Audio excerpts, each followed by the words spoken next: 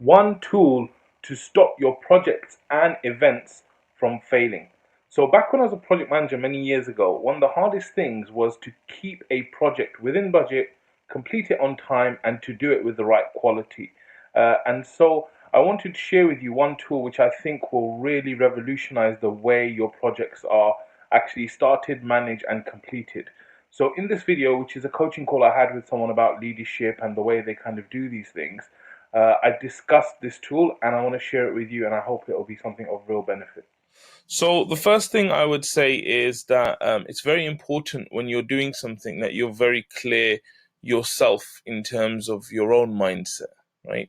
Are you in a place where your mind is right for this project? And this is why I asked you about short term, long term, because the project you're talking about is amazing, right? But at the same time, it seemed like this was like a passing thing where you're just kind of doing it on the side. And if you have that mindset, then maybe subconsciously it will lead to results like that as well.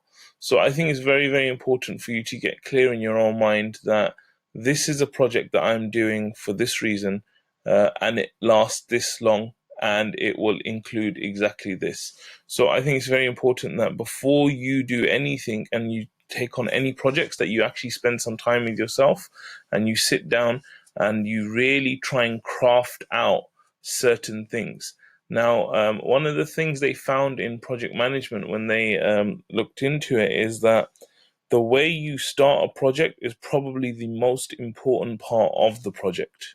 And that's why if you look at qualifications like Prince 2, they take massive, massive steps at the start to ensure that the project is, started correctly. So if you remember, I don't know if you remember, but in IRA, one of the documents that we would do sometimes was called a PID. And this is basically a project initiation document. And what it does is it basically forces the project manager to answer a whole host of questions, which, if answered, actually will produce a much better result for the project.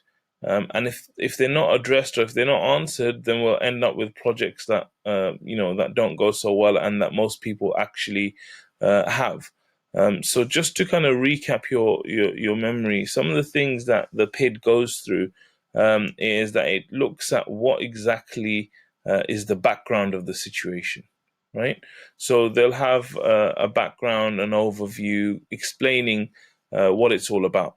Then they'll define the actual project. So they'll say the project is all about this, this, this, and this, right? And this is very important because something that's very common in projects is something called scope creep, which is where they think, okay, let's do this, let's build this house. And then suddenly they're like, well, why don't we build an outhouse at the back of the house as well? And things start creeping in. So defining the project is very important so that everyone's clear on it. Then you look into like, what are the assumptions that we're making? We might be assuming that, three sisters are going to work on this for 3 months, and therefore, that's a big assumption. Then we'll be looking at, look, what's the business case? What's the reason for actually doing this? Is there a real business reason for doing this? And we would then look at the structure of the project. How's it going to work? Most organizations will have a CEO, they'll have marketing, operations, and then also finance. So in the same way, you'd want to look at the project and say, right, who's the project manager? Who's going to deal with finance? Who's going to deal with this? Who's going to deal with this? And then one of the most important parts is actually the communications plan. Like, how are we actually going to communicate throughout the life of this project? Are we going to meet up once a month physically and then have calls every week and then speak daily on WhatsApp? How exactly are we going to ensure effective communication throughout? Then you basically move on to like ensuring project quality. So this is like, who's going to be checking our work? Who's going to ensure that the stuff that we're delivering is at the correct level? And then from there, I would actually do a project plan as well. And it will be an initial plan where you've got basic steps kind of written down, maybe week by week, a rough idea of the kind of work that you want to do. So it's just like an initial or provisional plan.